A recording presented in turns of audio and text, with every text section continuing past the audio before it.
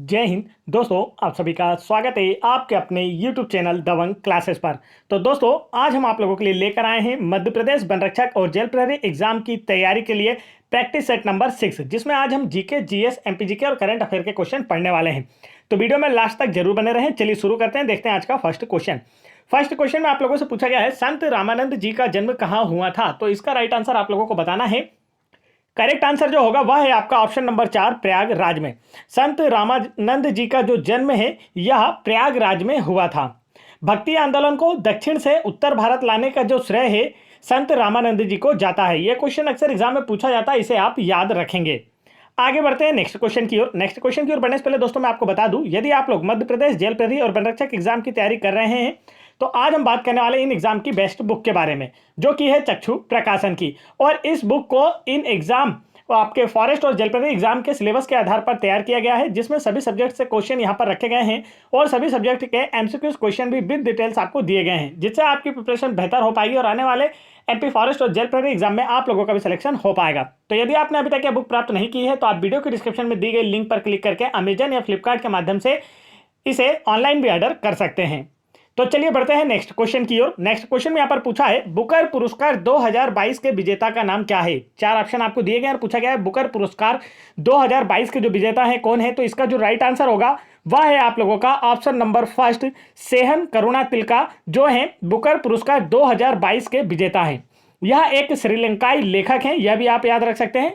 यह एक श्रीलंकाई लेखक है। इन्हें यह award the 7 moons of Maali Almeida के लिए दी गई है। मतलब इनकी एक बुक है the 7 moons of Maali Almeida, उसके लिए इन्हें यह अवार्ड दिया गया है। आगे चलते हैं नेक्स्ट क्वेश्चन की ओर। नेक्स्ट क्वेश्चन में यहां पर आप लोगों से पूछा गया है, एसआर बम्बई मामला के संबंध में कौन सा विकल्प सही नहीं है? 4 ऑप्शन आपको दिए गए हैं। पहला है अधिनायकवादी राज्य के लिए एक अनुरोध, दूसरा अदालत सामग्री की शुद्धता की जांच नहीं कर सकती, तीसरा राष्ट्रपति शासन के लिए न्यायिक समीक्षा उपलब्ध है, चौथा संसद में अनुमोदन तक विधानसभा को भंग नहीं निलंबित किया जाता है।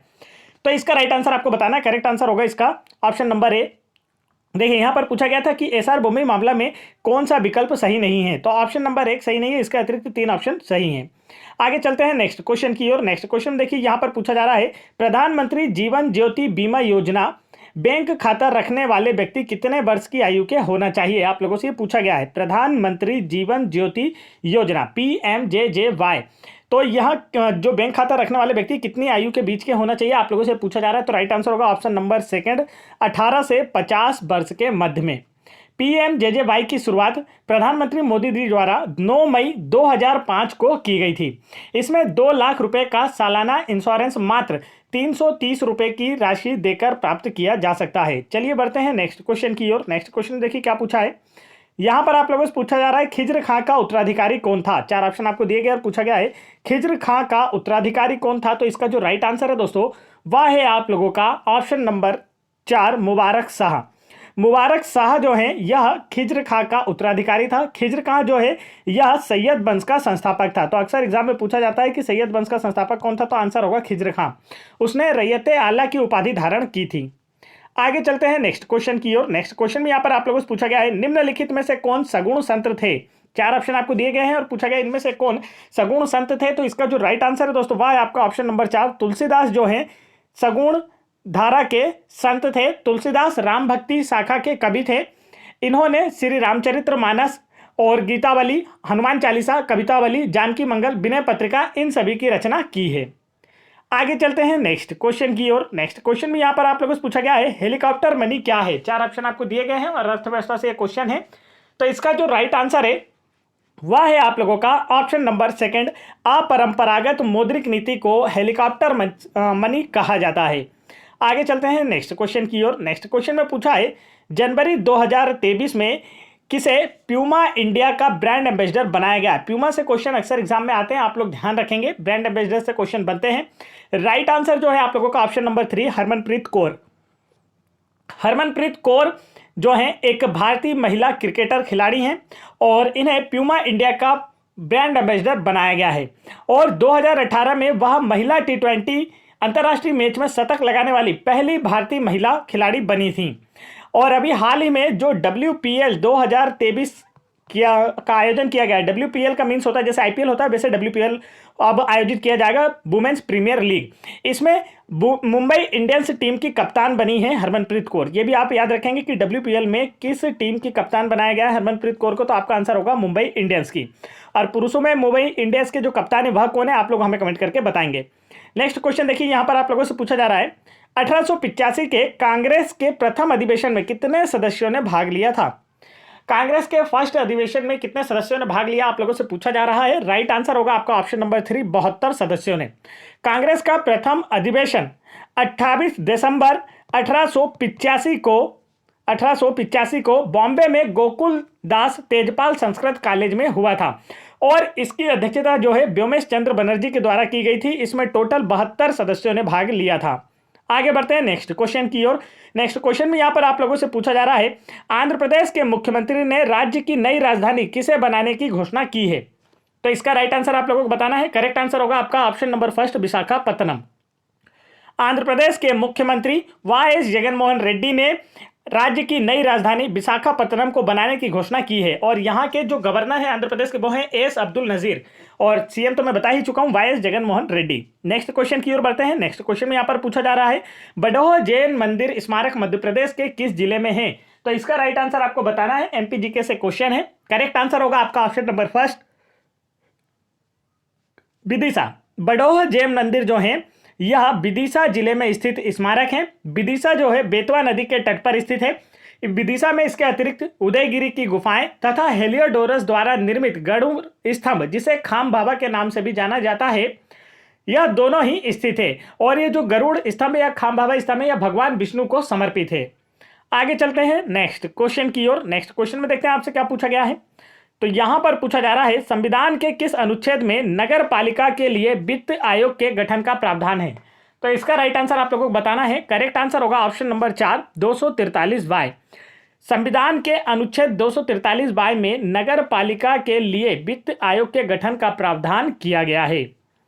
आगे चलते हैं नेक्स्ट क्वेश्चन की ओर। नेक्स्ट क्वेश्चन में पूछा है, भारत में जलवायु परिवर्तन पर राष्ट्रीय कार्य योजना कब शुरू की गई। तो इसका जो राइट आंसर है वह है आप लोगों का ऑप्शन नंबर 2, वर्ष 2008 में।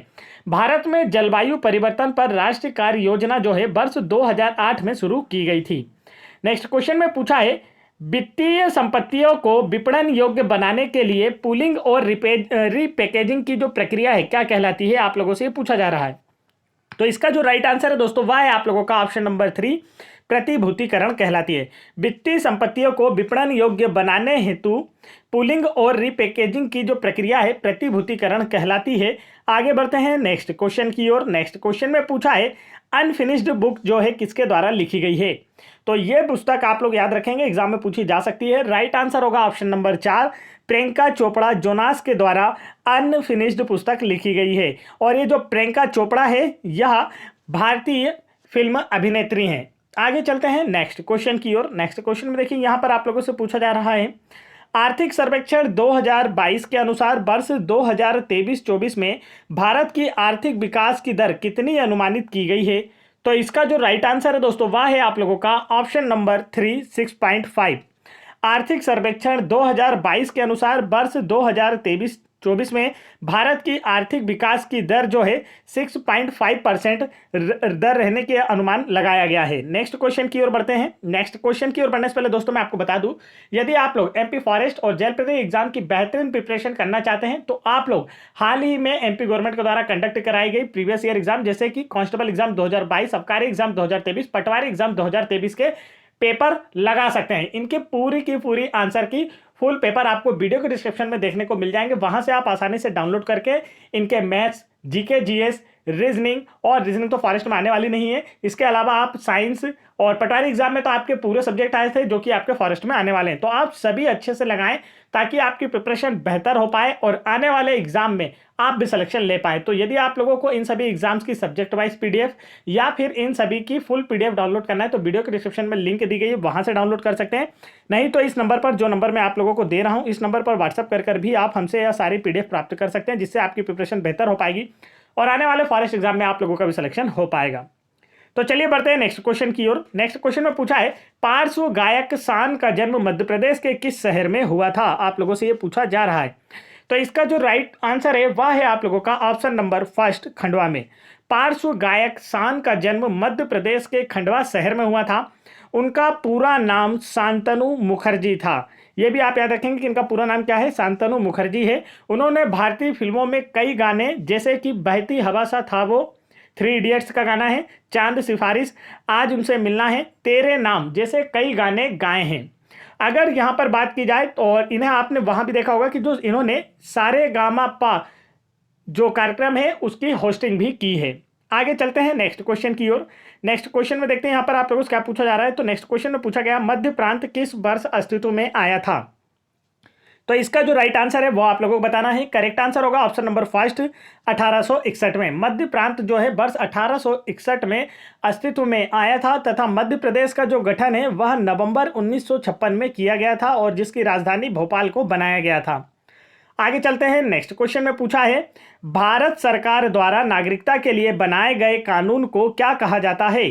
तो आपसे नागरिकता के कानून का नाम पूछा जा रहा है। करेक्ट आंसर होगा नागरिकता अधिनियम 1955।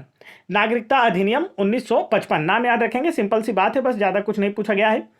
नेक्स्ट क्वेश्चन में पूछा है, राजसीय रानेह जलप्रपात कहाँ स्थित है। पूछा गया है राजसीय रानेह जलप्रपात कहाँ स्थित है। तो इसका राइट आंसर होगा ऑप्शन नंबर सेकंड, केन नदी पर। राजसी रानेह जलप्रपात जो है यह केन नदी पर स्थित है और यह मध्य प्रदेश के छतरपुर जिले में स्थित है। अगर स्थान आपसे पूछा जाए तो भी आप बता सकते हैं कि मध्य प्रदेश के छतरपुर जिले में केन नदी पर राजसी रानेह जलप्रपात स्थित है। इसे 2017 में देश के पसंदीदा वाटरफॉल श्रेष्ठ हॉलिडे अवार्ड से नवाजा गया था। आगे चलते हैं नेक्स्ट क्वेश्चन की ओर।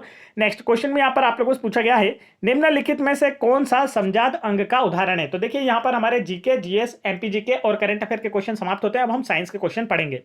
तो फर्स्ट क्वेश्चन में पूछा है, निम्नलिखित में से कौन सा समजात अंग का उदाहरण है। तो राइट आंसर आप लोगों को बताना है। करेक्ट आंसर इसका जो होने वाला दोस्तों वह होगा आपका ऑप्शन नंबर 4, मनुष्य के अग्रपाद और चमगादड़ के जो पंख है यह समजात अंग का उदाहरण है। ये अच्छे से देख लीजिए, पूछा गया है कि कौन सा समजात अंग का उदाहरण है। तो राइट आंसर होगा मनुष्य के अग्रपाद और चमगादड़ के पंख जो हैं यह समजात अंग के उदाहरण होते हैं। अब बात की जाए कि समजात अंग क्या होते हैं, तो ऐसे अंग जो रचना और उत्पत्ति की दृष्टि से समान होते हैं किंतु कार्यों में भिन्नता होती है, समजात अंग कहलाते हैं। उदाहरण के लिए मनुष्य के अग्रपाद और घोड़े के अग्रपाद समजात अंग होते हैं। मनुष्य के अग्रपाद और चमगादड़ के पंख एक जैसे ही समजात अंग होते हैं। आगे बढ़ते हैं नेक्स्ट क्वेश्चन की ओर। नेक्स्ट क्वेश्चन में यहाँ पर आप लोगों से पूछा जा रहा है, लिविंग प्लेनेट सूचकांक क्या है।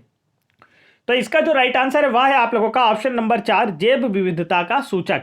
लिविंग प्लेनेट सूचकांक जैव विविधता का सूचक होता है कि किसी प्लेनेट या ग्रह पर जीवन की कितनी ज्यादा संभावना है। आगे बढ़ते हैं नेक्स्ट क्वेश्चन की ओर। नेक्स्ट क्वेश्चन में पूछा है, प्रकाश संश्लेषण की प्रकाश अभिक्रिया के दौरान कौन से पदार्थ उत्पन्न होते हैं। आप लोगों से ये पूछा जा रहा है। तो राइट आंसर इसका होने वाला है option number first, ATP, hydrogen और ऑक्सीजन। प्रकाश संश्लेषण की प्रकाश क्रिया के दौरान एटीपी, हाइड्रोजन और ऑक्सीजन उत्पन्न होते हैं। नेक्स्ट क्वेश्चन में यहां पर आप लोगों से पूछा गया है, निम्नलिखित में से कौन सा जीवों के संरक्षण के लिए एक्स सिटू स्थल है। तो इसका जो राइट आंसर है वह है आप लोगों का ऑप्शन नंबर 3, वनस्पति उद्यान जो है जीवों के संरक्षण के लिए एक्स सिटू स्थल है। नेक्स्ट क्वेश्चन में यहां पर आप लोगों से पूछा जा रहा है, निम्नलिखित में से कौन सी विधि पीएच मान का सही निर्धारण करने के लिए उपयुक्त है। तो इसका जो करेक्ट आंसर है वह है आप लोगों का ऑप्शन नंबर 2, पीएच मीटर या पीएच स्केल जो होता है यह पीएच मान का निर्धारण करने की सही तरीका होता है। पीएच स्केल की जो खोज है वह सोरेनसन के द्वारा की गई थी। अक्सर एग्जाम में पूछा जाता है। अब पीएच स्केल पर देखिए कुछ मान भी कभी कभी पूछ लिए जाते हैं। अगर पीएच मान स्केल पर 0 से 7 के बीच में अगर मान है तो वह विलयन कैसा होगा, अम्लीय होगा। और 7 से 14 के बीच में अगर मान है तो वह विलयन कैसा होगा, तो क्षारीय होगा। ये भी आप लोग याद रख सकते हैं। आगे चलते हैं नेक्स्ट क्वेश्चन की ओर। नेक्स्ट क्वेश्चन में यहां पर पूछा गया, निम्नलिखित में से कौन सा मानव शरीर के लिए आवश्यक प्रमुख खनिज नहीं है। राइट आंसर आपको बताना है। करेक्ट आंसर जो है दोस्तों वह है आप लोगों का option number first, silicon. Silicon जो है यह मानव शरीर के लिए आवश्यक प्रमुख खनिज नहीं है। सिलिकॉन एक अर्धचालक तत्व है जिसका उपयोग सोलर प्लेट तथा आईसी चिप बनाने में किया जाता है। आपने कंप्यूटर, मोबाइल्स वगैरह में देखी होगी जो आईसी चिप होती है, इंटीग्रेटेड सर्किट, उसे बनाने में सिलिकॉन का यूज किया जाता है। नेक्स्ट क्वेश्चन की ओर बढ़ते हैं। यहां पर आप लोगों से पूछा जा रहा है महोगनी रोजवुड किस बायोम के वृक्ष है। दो वृक्षों के नाम आपको दिए गए और पूछा गया है कि ये किस बायोम के वृक्ष है। भूमध्य सागरीय वृक्ष है, टेगा बायोम के हैं, मानसूनी बायोम के हैं या उष्ण कटिबंधीय वन है। तो इसका जो राइट आंसर है वह है आप लोगों का ऑप्शन नंबर 4, उष्ण कटिबंधीय वर्षा वन बायोम के वृक्ष है महोगनी और रोजवुड। आगे चलते हैं नेक्स्ट क्वेश्चन की ओर। नेक्स्ट क्वेश्चन में पूछा है निम्न में से कौन सा तटस्थ लिटमस बिलियन का रंग है। तो आपसे लिटमस बिलियन का रंग पूछा जा रहा है, तो इसका जो राइट आंसर है दोस्तों वह है आप लोगों का ऑप्शन नंबर 3, बैंगनी। लिटमस बिलियन का जो रंग है बैंगनी होता है तथा लिटमस पेपर का रंग भी बैंगनी होता है। लिटमस पत्र जो है लाइकेन से प्राप्त किया जाता है। अक्सर एग्जाम से पूछ लिया जाता है कि लिटमस पत्र किससे प्राप्त किया जाता है, तो आंसर होगा लाइकेन से प्राप्त किया जाता है। अब यदि आप लोगों से पूछा जाए कि अम्ल के साथ मिलकर लिटमस पत्र पर क्या प्रभाव पड़ता है, तो अम्ल जो होते हैं यह नीले लिटमस पत्र को लाल कर देते हैं। क्या कर देते हैं? नीले लिटमस पत्र को लाल करते हैं। और क्षार जो होते हैं यह लाल लिटमस पत्र को नीला कर देते हैं। तो यह भी अक्सर एग्जाम में पूछा जाता है, इसे भी आप लोग याद रखेंगे। नेक्स्ट क्वेश्चन में यहां पर पूछा गया है वजन किसका प्रतिनिधित्व करता है। 4 ऑप्शन आपको दिए गए, समय, द्रव्यमान, दाब या बल। तो इसका जो राइट आंसर है वह है आप लोगों का ऑप्शन नंबर 4, बल का।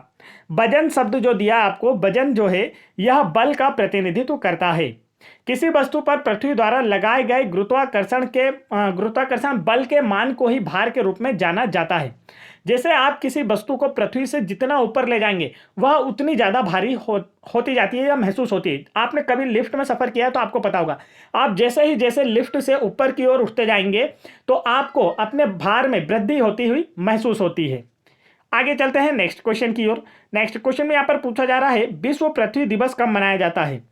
तो इसका जो राइट आंसर है वह है आपका ऑप्शन नंबर 4, 22 अप्रैल को प्रत्येक वर्ष विश्व पृथ्वी दिवस मनाया जाता है। पृथ्वी और वातावरण को संरक्षित करने के उद्देश्य से लोगों को जागरूक करने के लिए पृथ्वी दिवस मनाया जाता है। और प्रत्येक वर्ष 22 मार्च को विश्व जल दिवस भी मनाया जाता है। ये दोनों दिवस जो हैं अक्सर एग्जाम में पूछे जाते हैं, आप लोग याद रखेंगे। 21 जून को विश्व योगा दिवस मनाया जाता है। तो ये तीनों जो हैं अक्सर एग्जाम में पूछे जाने वाले, आपको अच्छे से याद रखना है। तो ये हुए दोस्तों आज के हमारे टॉप 30 क्वेश्चन। यहां पर हमने आगे आपके लिए क्विज रखी है जिसका आंसर आपको हमें कमेंट करके बताना है। आज की क्विज है नर्मदा घाटी विकास प्राधिकरण का मुख्यालय मध्य प्रदेश में कहां स्थित है। तो इसका जो राइट आंसर है आप लोग हमें कमेंट करके बताएंगे। वीडियो पसंद आया तो वीडियो को लाइक करेंगे, साथ ही चैनल को सब्सक्राइब करेंगे। आपको जितनी भी पीडीएफ दिखाई गई थी, यदि सारी पीडीएफ आपको डाउनलोड करना है तो आप इस नंबर पर व्हाट्सअप करके हमसे आसानी से प्राप्त कर सकते हैं। नहीं तो वीडियो के डिस्क्रिप्शन में दी गई लिंक पर क्लिक करके सभी पीडीएफ को डाउनलोड कर अपनी प्रिपरेशन को और बेहतर कर सकते हैं। जय हिंद दोस्तों।